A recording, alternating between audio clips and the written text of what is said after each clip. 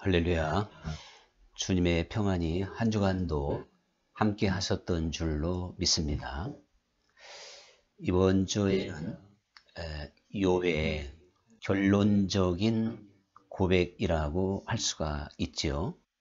내가 전에는 주를 귀로만 들었사오나 이제는 내가 눈으로 주를 보나이다. 그러한 그 욥의 신앙 고백적인 그러한 표현입니다. 우리는 이 욥의 마지막 장 42장이죠. 그리고 5절에서 말하고 있는 이 고백을 통해서 욥기서가 왜 기록이 되어져 있는가? 그리고 욥기서의 결론은 무엇인가? 그리고 욥기서는 우리들에게 무엇을 교훈하고 있는 책인가 하는 것을 명확하게 가르쳐주고 있는 표현이 되고 있다는 사실입니다. 그러므로 욥이 동방의 의인으로서 존경받으며 생활했고 그리고 형통하고도 축복받은 삶을 살았는데 그가 인간으로서는 감당할 수 없는 엄청난 고난을 받고 그리고 긴 세월 그 고난 속에서 견디고 논쟁하고 그리고 이제 이해할 수 없는 그러한 상황 속에서 방황했지만 결론에 가서는 내가 전에는 귀로만 들었사오나 주님께 대하여 이제는 내가 눈으로 주를 보나이다. 이렇게 고백을 함으로써 사실 욥의 방황이 끝이 났고 욥은 새로운 진리 가운데 심취해 있고 그래서 감사하고 있고 그 후에 욥은 두 배로 이제 회복이 되었고 진정한 의인으로 우뚝 서게 되었는데 우리가 이 욥의 고백 속에서 하나님께서 말씀하시고자 하는 게 무엇인가 하는 것을 사실 많이 찾아볼 수가 있는 것 사실입니다. 그런데 오늘 우리가 몇 가지만 좀 집중적으로 생각해 보도록 할 텐데요. 이 욥이 귀로만 듣고 자기는 일평생 신앙생활을 했다는 것입니다. 주님께 대해서 귀로만 들었다. 전에는 귀로만 들었사오나 이제는 눈으로 보나이다. 자, 이렇게 말하고 있을 때 이것은 단지 청각과 시각의 차이, 이 청각보다는 시각이 더 월등하다? 그러한 문제가 아닙니다. 이것은 실제적으로 우리에게 어떠한 신앙의 단계를 가르쳐 주기도 하고 신앙의 또한 진수를 보여주는 말씀이 되기도 하고 또한 육적인 사람이 영적인 사람이 되었을 때의 고백이다. 이렇게 또한 말씀을 들을 수도 있습니다. 이 욥이 그 귀로만 하나님께 대하여 듣고 신앙생활을 할 때도 사실은 의인이었습니다. 그래서 그를 가리켜서 동방의 의인이다. 이렇게 이제 칭할 수가 있었던 것입니다. 그런데 그 욥이 그 엄청난 시련과 어떠한 과정을 거쳐서 그가 하는 말이 내가 전에는 귀로만 들었사오나 눈으로 보나이다. 이 고백과 함께 그는 자기 자신에게 지금 주어진 엄청난 현실을 받아들이고 있는 겁니다. 더 이상 항변하지 않는 겁니다. 그리고 누가 그를 공격한다 할지라도 이제는 그 새 친구들에게 즉각적으로 반격했듯이 이렇게 반격할 수 있는 사람이 아니라고 하는 것을 우리가 엿볼 수가 있는 겁니다. 그는 자기의 처지, 그리고 지금의 모습, 현재의 상태를 지당한 것으로 받아들이고 있습니다. 그리고 불만이 없습니다. 뿐만 아니라 새로운 진리의 깨달음 앞에 지금 충만해져 있고 어떠한 기쁨으로 그가 지금 젖어 있다. 이러한 것들을 사실 우리는 발견해 볼 수 있는 대목이 충분합니다. 욥이 이러한 고백을 했을 때 하나님께서 그를 다시 갑절로 축복해 준 다음에 욥이 그렇게 고백한 것이 아니고 여전히 그의 모든 것을 이뤄진 상태에 바로 그러한 가운데에서 환경의 변화는 조금도 없는데 욥이 바로 그 상태에서 그는 이제 눈으로 주를 보나이다 말하면서 희망을 이야기하고 있고 담대함을 이야기하고 있고 거기에는 감사와 기쁨까지 내포되어져 있는 게 사실입니다. 그러니까 이 귀로만 듣던 욥의 상태와 눈으로 보는 욥의 이 상황은 신앙의 수준이 그저 하늘과 땅이라 해도 과언이 아닙니다. 우리는 이것을 다른 표현으로 귀로만 듣던 그 욥을 우리가 율법적인 상황에 머물러 있는 욥으로 비유해 볼 수가 있습니다. 또한 그가 눈으로 보는 그러한 차원을 복음적인 신앙이다. 제가 이렇게 한번 비유를 해드리고 싶습니다. 뿐만 아니라 그 귀로만 듣던 그 욥의 수준은 구약의 수준이고 또한 눈으로 볼 수 있는 이 수준은 이제 신약의 수준이다. 이렇게 표현해 보고 싶습니다. 또한 이 귀로만 듣던 욥의 신앙은 지식적이고 교리적이고 관념적인 신앙이라면 눈으로 보는 욥의 이 신앙은 이제는 경험적이고 체험적이고 뭔가 지식이 아닌 마음으로 하나님을 받아들이고 또한 깨닫고 있는 이러한 상태이다 라고 하는 것을 말씀드릴 수가 있습니다. 실제적으로 이 욥의 이야기는 우리 인생들이 이 세상을 살면서 당하는 수많은 고난을 또한 위로하고 고난의 의미를 찾는데 많은 사람들이 집중하고 있지만 실제적으로 이 욥기서가 보여주고 있는 어떠한 대단한 이야기는 욥의 이 마지막 고백 속에서 우리가 찾아봐야 된다는 사실이죠.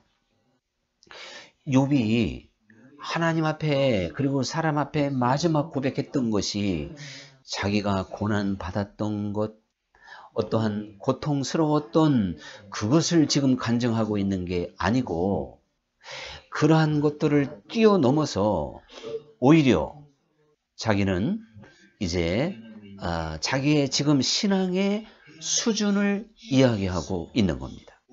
이게 바로 이제 중요한 것이죠. 그래서 우리는 여전히 지금도 주님께 대하여 귀로만 듣는 신앙이 있고 눈으로 보는 신앙이 있다는 사실을 기억해야 됩니다. 우리가 귀로만 듣는 신앙생활을 하고 있다면 율법적인 수준에 머무를 수밖에 없는 것이며 그래서 그 가운데서 사람들에게 칭찬받고 자녀들에게도 존경받기를 즐겨했던 그 욥. 사람들은 욥에 대하여 악에서 떠난 사람이라 그랬고 저가 진정으로 하나님을 경외하는 자라고 이제 칭찬을 했습니다. 그리고 이 욥은 자녀가 10명이었는데 10명의 자녀들이 생일을 맞이할 때마다 한 사람 한 사람 생일 잔치를 성대하게 베풀었고 그리고 그 다음날 모든 자녀들을 위하여 하나님 앞에 번제를 드리며 속죄 제사를 드리게 됐습니다. 행여 잔치 분위기와 어떠한 만찬의 이러한 상황에서 그들이 하나님께 범죄하였을까 하는 염려하는 마음으로 성대한 잔치 끝에 속죄의 번제를 드렸다. 이만큼 사실 욥은 철저한 모습을 보였기 때문에 자녀들과 사람들에게 존경받고 인정받을 수 있는 사람이 되었던 건 사실이었죠. 그런데 막상 이 욥이 사실 고난을 받았을 때, 사실 욥이 받은 고난은 사람의 어떠한 정말 그 위치에서 받기가 감당할 수 없는 그러한 엄청난 고난인 것은 사실이지만, 역시 욥도 그 고난 앞에서 여지없이 사실은 무너지는 모습을 보이게 된 겁니다. 아내도 떠났고 그의 모든 것을 다 잃었지만 그래도 하나님을 부인하고 욥의 그 부인처럼 그렇게 하지 않았을 뿐이지, 욥이 한탄하고 사실은요 논쟁하고 자기 자신의 그 현재의 모습을 도저히 받아들일 수 없는, 정말 자기 자신을 감당할 수 없는 그런 사람이 되었습니다. 그래서 그는 인생이 허무하기가 그지 없는 것이고 지난날의 모든 영광이 헛되고 헛된 것이며 그는 기쁨도 없고 감사도 없고 뭐 하나 내놓을 만한 게 전혀 없는, 그저 자기 생명을 유지하기에 급급한 참 초라하고도 그렇게 아주 억눌린 그러한 삶 속에 친구들과 논쟁할 수밖에 없었던 것이거든요. 그는 참 우울하게 짝이 없었던 겁니다. 어디에서 소망을 찾아야 될지 모르는 그러한 시간의 연속이었던 것입니다. 그러한 욥이 이제 대반전을 일으켜서 눈으로 내가 주를 보나이다 이렇게 하게 되었을 때는 모든 상황이 다 달라졌다고 그랬잖아요. 그는 이제 희망찬 사람이 되었을 것이고 담대한 사람이 될 것이고 다시 한번 주를 향한 힘차게 일어서는 그러한 욥의 모습을 우리가 쉽게 연상할 수가 있을 것입니다. 이 차이가 어디에서부터 시작이 됐을까요? 이게 어떻게 된 것일까요? 바로 우리가 이 욥이 이제는 지식적이고 사변적이고 관념적인 그러한 신앙, 즉 귀로만 들어서 알게 되는 이러한 어떠한 관념적인 신앙의 상태에서 눈으로 볼 수 있는, 똑똑하게 확인할 수 있고 만져볼 수 있고 경험되는 이러한 것으로 대변해 볼 수가 있습니다. 즉 하나님을 만나는 경험과 함께 눈으로 보는 하나님을 만나게 된 것입니다. 하나님은 욥에게 폭풍 가운데에서 이제 임하셨잖아요. 그리고 계속 항변하고 뭐 새 친구는 말할 것도 없고, 하나님은 욥에 대해서 아주 정말 사람의 논리로는 도저히 깨달을 수도 없는 저 하늘과 이 땅의 모든 진리를 아주 이제 꿰뚫는 듯한 그러한 엄청난 웅변력으로 욥을 설득시키고 나무라기도 하고 욥의 모습을 적나라하게 보여주게 된 겁니다. 그리했을 때 욥은 그 가운데서 임재하신 하나님, 그 하나님을 만나게 되는, 이것이 바로 이제 눈으로 보나이다. 하나님을 만난 것이 눈으로 본 것이었습니다. 하나님에 대하여 듣기만 한 것은 사실 아직도 내 관념 속에 자리 잡은 하나님이고, 하나님을 만났을 때는 이제는 눈으로 보는 신앙으로 표현하고 있다는 사실이죠. 그러니까 시청각의 차이를 지금 말하고 있는 건 아니라고 말씀을 드렸습니다. 여기에서 욥은 진정으로 경험을 하게 됐고 체험을 하게 됐습니다. 우리 신앙에 있어서 4대 기둥이 있죠. 이것은 존 웨슬리 목사님도 아주 대단히 강조했습니다마는 성경과 그리고 전통과 이성과 경험입니다. 이 네 가지 기둥이 우리 신앙을 설명해 주고 있는 내용입니다. 바람직한 신앙이 이는 바로 이 네 가지의 기둥을 갖춰야 되는데 우리 신앙의 기초는 무엇보다도 성경이죠. 성경이 기초가 됩니다. 그리고 거기에 전통이 또 맞아야 됩니다. 이 전통은 기독교 2000년 그 또 이상의 이제 유대교의 전통도 마찬가지죠. 이렇게 창세기서부터 지금까지 흐르는 성경 안에 흐르는 여호와 하나님 그리고 주 하나님과 그리스도를 믿는 신앙인들의 그 공통적인 전통이 사실 벗어나서는 안 된다는 사실입니다. 그것은 기독론부터 시작해서 삼위일체 뭐 수없이 많은 그러한 전통이 변할 수 없는 전통이 있죠. 그리고 거기에 이성도 대단히 중요하다는 걸 강조하고 있는데 사실 하나님께서 우리 인생들에게 이성, 즉 자유의지를 주시고 하나님의 그 창조 섭리를 보면 그 이성에 대해서는 하나님께서 직접적으로 간섭하지 않는 영역으로 만들어 놓으셨습니다. 그래서 아담과 하와가 선악과를 먹을 수가 있었던 겁니다. 어떠한 우리 인간의 이성과 자유의지가 하나님 앞에 독립된 것이 아니라면 아담과 하와는 그러한 죄를 범할 수가 없는 거예요. 그런데 하나님께서 그 이성의 부분을, 즉 자유의지의 부분을 우리 사람에게 독립적으로 허락해 주셨기 때문에 우리의 선택과 결단과 또한 회개와 순종이 그렇게 중요한 것입니다. 웨슬리 말대로 선행적 은총으로 하나님은 우리의 그 이성에다가 어떠한 하나님의 많은 그 계시를 사실 비추어 주는 것이 성령의 감동이요 감화라 또 이렇게 선행적 은총을 표현해 볼 수도 있습니다. 그런데 그 이성의 영역은 마귀도 그것을 정복하지 못하도록 마귀도 그 이성 안에 침투하지 못하도록 하나님께서 해 주셨습니다. 이것은 불신자도 마찬가지고 신자도 마찬가지입니다.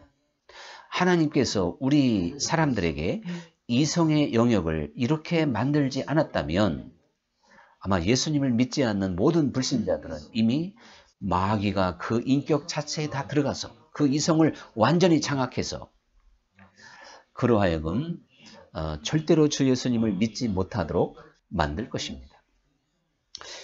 참 이것이 하나님의 창조의 신비인데 그 바로 이성, 그 이성에 하나님은 선행적 은총 또한 성령의 감화 감동을 통하여 우리를 깨닫게 해주시고 또한 이해해 주시고 감동시키셔서 주 예수님을 믿을 수 있도록 해 주시는 겁니다.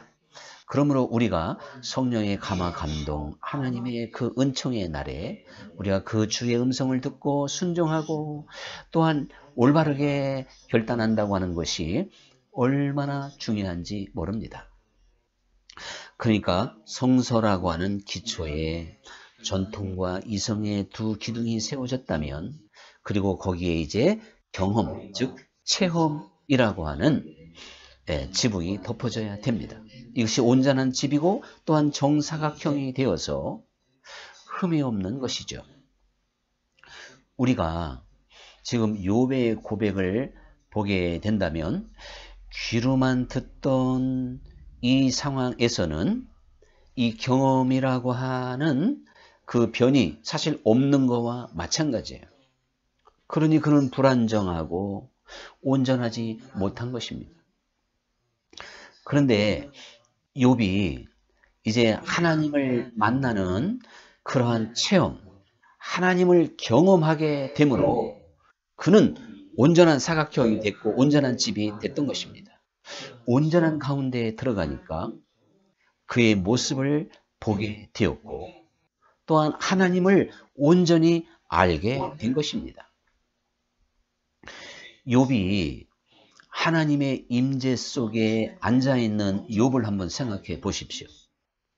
그는 정말 정수리부터 발끝까지 옴이 났고 잠시도 긁지 않으면 견딜 수 없는 상황이었고 그를 조롱하는 듯 둘러서 있는 또한 4명의 친구들, 그 중에 엘리후 한 사람은 이제 마지막에 입을 열었습니다마는, 그리고 또한 그 많던 재산, 또한 자녀 10명, 아내까지 떠난 홀홀단신, 너무나도 볼품없고 초라하고 모든 것이 다 망가진 욥, 모든 것이 벗겨진 그 욥이 바로 그 상황에서 하나님을 만났을 때 이 욥은 전혀 다른 사람으로 아주 달라지게 되었던 것입니다.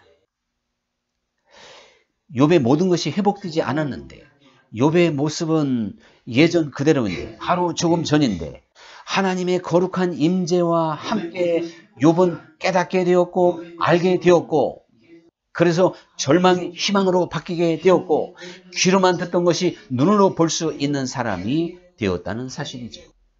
그러므로 욥은 모든 것이 달라지게 되었습니다.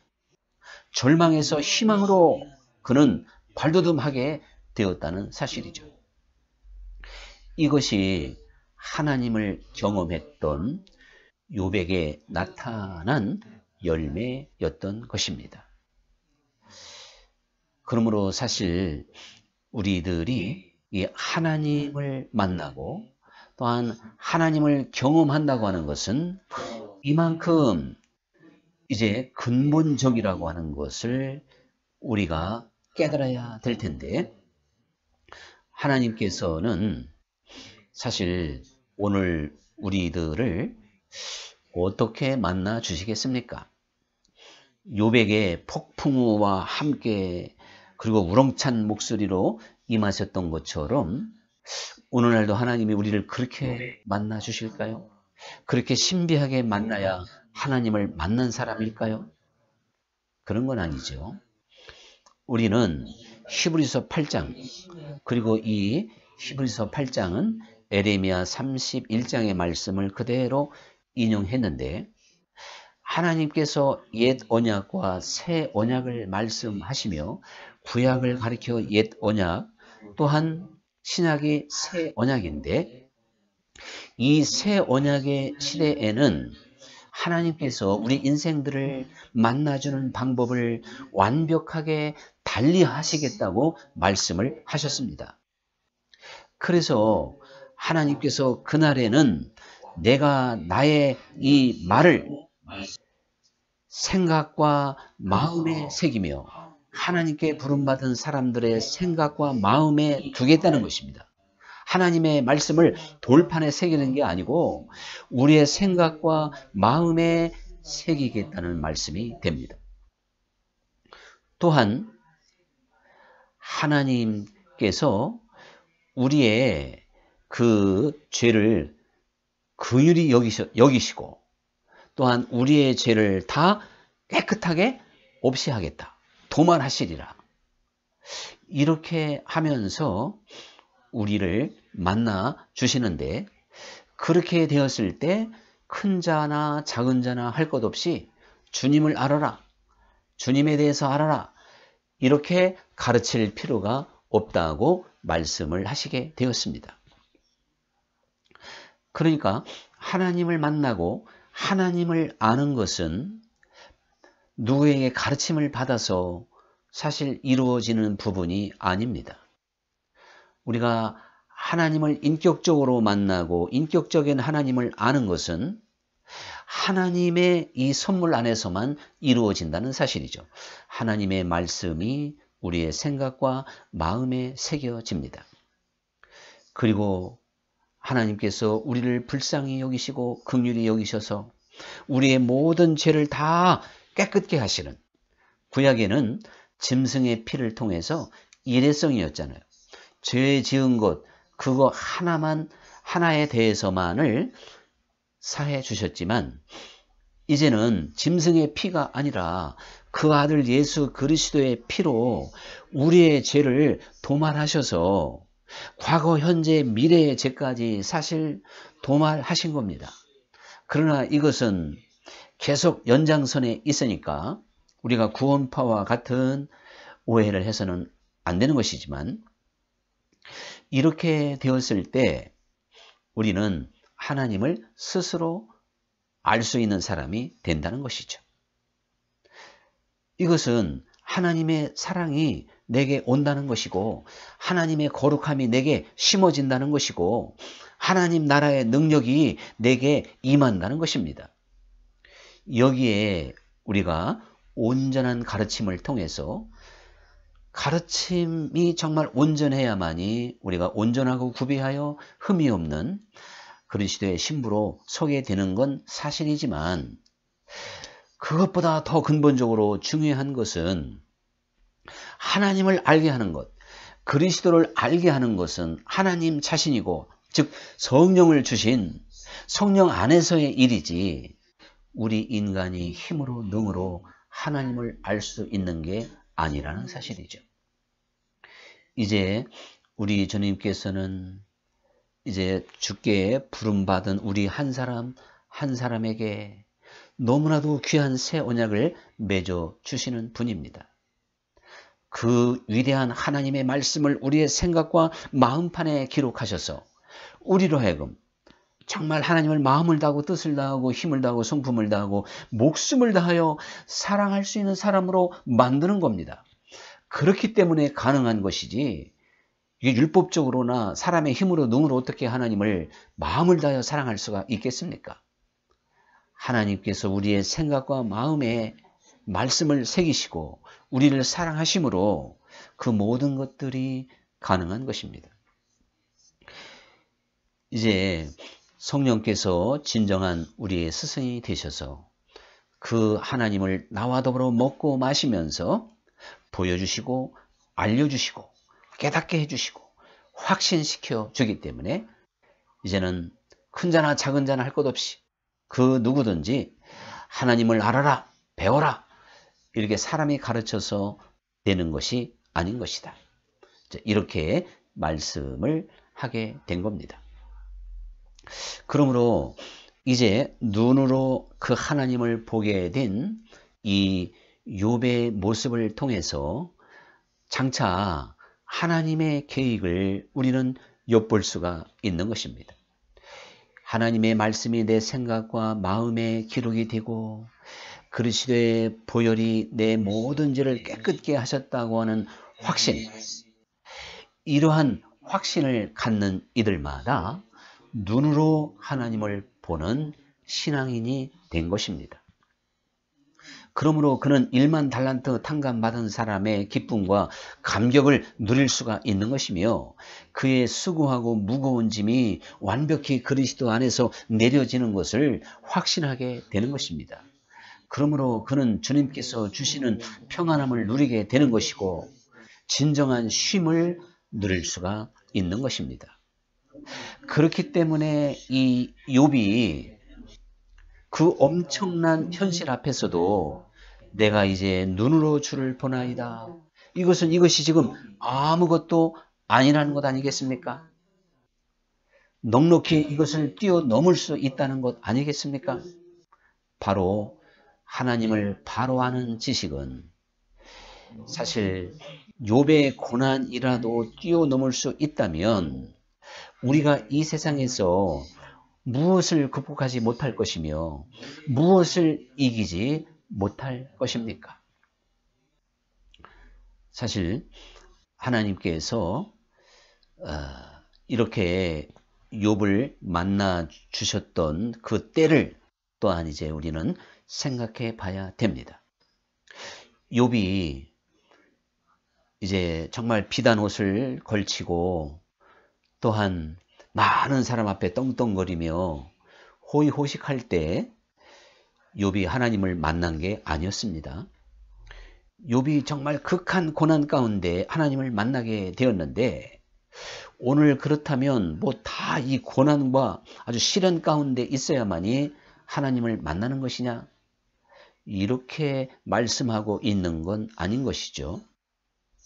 우리가 삭개오를 생각해 보면 이 삭개오가 사실은 세리장이었고 살림살이가 넉넉했고 뭐 부족함이 없는 그러한 가운데서 주님을 만났지 않습니까? 그리고 주님을 만났을 때에는 모든 것이 이제 달라지기는 했지만 그는 여전히 어떻게 보면 잘 나가는 가운데에서 주님을 만나게 되었습니다. 이 삭개오에게 있어서 한 가지 꼭 필요한 것이 있다면 왜 그런지 그 마음이 가난해져 있었다는 사실이죠. 그래서 주님께서 심령이 가난한 자는 복이 있나니 천국이 저희 것이며, 이 심령이 가난하다고 하는 건 원어적으로 보면 파산된 상태를 말합니다. 파산은 말 그대로 모든 게 다 끝났잖아요. 바로 욥이 파산 상태에 있었던 겁니다. 이 삭개오도 무언가 하나님이 그 심령을 가난하게, 즉 그가 가지고 있는 모든 것들이 문제가 아닌 무언가 하나님 앞에 파산된 인생으로, 즉 가난한 심령으로 설 수 있는 사람이었습니다. 그래서 그가 그 가난한 마음의 사모함, 이것에 이끌려서 그저 보기도 싫은 동네 사람들이 있던 말던 예수님이 계신 곳으로 갔고, 그리고 사람들이 장애물이 되니까 어른임에도 불구하고 부끄러움 없이 뽕나무 위로 올라가게 된 것입니다. 그 뽕나무 위로 올라갔다고 하는 것이 이 삭개오의 절박한 마음, 그리고 가난한 마음, 사모하는 마음을 우리에게 그대로 입증해 주고 있는 내용이 됩니다. 오늘 하나님은 사실 우리가 이러한 심령을 가질 때 만나 주시는 분이시죠. 그래서 주님께서 가난한 자에게 복음이 전파된다고 하여라, 이렇게 말씀을 하셨습니다. 정말 하나님의 말씀은 가난한 자에게만 전파됩니다. 다시 한번 욥의 경우를 생각해 본다면, 욥이 고난받기 이전에 멋진 옷을 입고 그리고 많은 사람 앞에 이제 자랑스럽게 나타날 수 있었던 그 욥은 여기에서 1000년을 산다 하더라도 귀로만 듣는 하나님을 만날 뿐입니다. 그러나 그가 고난 가운데 있을 때 심령이 가난해지며 귀로 이제 듣던 신앙에서 눈으로 볼 수 있는 하나님을 만나게 된 것이죠. 마찬가지입니다. 오늘 우리들이 바로 우리의 심령이 가난해지지 않는다면, 근데 이 심령이 가난해질 때가 대부분 고난의 때거든요. 그래서 고난이 우리에게 유익인 것이고 사실은 하나님의 엄청난 축복입니다. 고난 가운데 견디다 보면 마지막 얻는 게 가난한 마음이에요. 결국에는 자아를 이제 보게 되는 것입니다. 그러나 꼭 어떠한 고난이 아니라 할지라도 우리가 사실 삭개오처럼 말씀드린 대로, 또한 마리아처럼 어떠한 진리 자체에 목말라 하고 진리를 위하여 사실은 부끄러움도 감수하고 삭개오와 같은 결단을, 마리아와 같은 결단을 주님 발 아래에서 그 말씀을 경청할 수 있는 진정한 자세, 이것이 바로 가난한 마음인데 그들에게 복음이 전파된다고 하여라. 이제 이 욥이 눈으로 하나님을 보았을 때 그는 그 자신이 가지고 있는 모든 불행을 아무것도 아닌 것처럼 여겼습니다. 이것이 바로 자아 부정의 진수입니다. 자아가 부정됐다고 하는 것은 나를 이미 그리스도 안에서 죽은 자로 여긴다는 것인데, 죽은 자가 날씨가 추우면 어떻고 더우면 어떻고 배고프면 어떻고 거기에 비단 금침을 덮어줬으면 어떻고 옛날 말로 가만히 떼기로 덮어놨으면 뭐 어떡하겠습니까? 죽은 사람에게는 아무런 문제가 없잖아요. 그래서 이 눈으로 그리스도를 보는 신앙인들은 자아를 부인할 수 있는 사람입니다.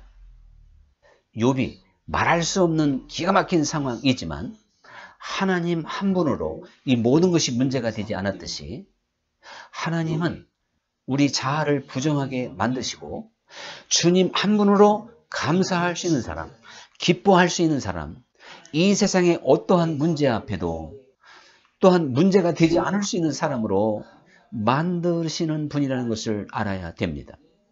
여전히 문제가 많고 아픔이 많고 부닥치는 게 많고 쓰러질 일이 많은 사람은 아직도 자아가 쌩쌩한 거예요.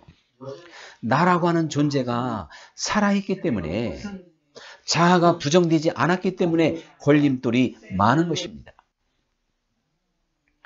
우리는 이제 눈으로 보나이다. 사실 욥이 인생의 가장 마음을 가난하게 할 수밖에 없을 때, 가난해진 상태, 그 가운데서 하나님의 임재를 경험하게 됐습니다. 오늘날도 마찬가지입니다. 우리는 가장 보편적으로 하나님이 원하시는 것은 어떠한 진리의 말씀에 목말라 하고 정말 그 말씀 앞에 세상의 부귀영화도 내려놓을 수 있는 진정한 자세가 되었을 때 그는 하나님을 만나게 될 것입니다. 그러나 여전히 내 것을 소중하게 여기고 기득권을 주장하고 어떠한 세상 것과 주님의 나라를 비교하는 가운데에는 주님을 진정으로 만날 수 없다는 사실을 기억해야 됩니다.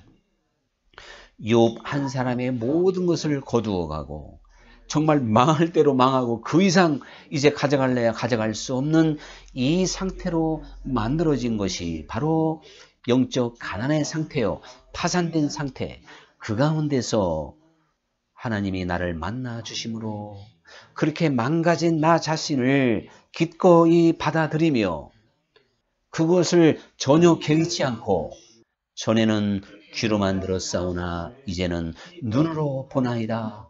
이 믿음으로 자아의 처참한 모습을 극복하고 그리고 넉넉히 이기며 나아가는 사람으로 만드시는 분입니다. 그리할 때 그 사람을 누가 말리겠습니까? 그의 기도는 능력이 있는 것이며 하나님은 그를 통하여 참으로 엄청난 일을 하십니다. 그가 바로 줄기가 되신 주님께 붙어있는 사람으로 많은 열매를 맺게 되는 것입니다. 그래서 욥이 2배로 복을 받았다는 이야기가 그것입니다. 그것은 평안과 함께 오는 주님의 위로이며 아름다운 것이며 때로는 육적인 것도 포함이 되는 것입니다. 하나님께 모든 것이 다 있습니다. 우리가 이제 귀로만 듣던 율법적이고 구약적인 그리고 사변적이고 이론적인 교리적인 이러한 신앙에서 주 하나님을 똑똑하게 보며 그분의 광채와 그분의 영광 앞에서 나의 모든 어둠이 사라지고 슬픔과 탄식이 또한 물러가고 주님 안에서 기뻐하고 감사할 수 있는 진정한 신앙인으로 거듭날 수 있도록 더욱 마음을 가난하게 갖고 진리의 말씀에 귀를 기울일 수 있기를 간절히 축원합니다. 기도하겠습니다. 감사하신 아버지 하나님, 우리가 이 욥기서를 통해서 신앙의 단계를 보게 되고 그리고 귀로만 듣는 신앙과 눈으로 보는 신앙이 어떠한 차이가 있는가를 깨닫게 됩니다. 이제는 아버지 하나님, 정말 구약은 귀로만 듣는 시대였다면 이제 신약 주님의 나라가 이 땅에 임하고 주님이 우리 안에 오셔서 우리와 더불어 먹고 마시는 그리고 교제하며 교통하는 이 위대한 신약의 시대에는 눈으로 보는 시대인 줄 믿습니다.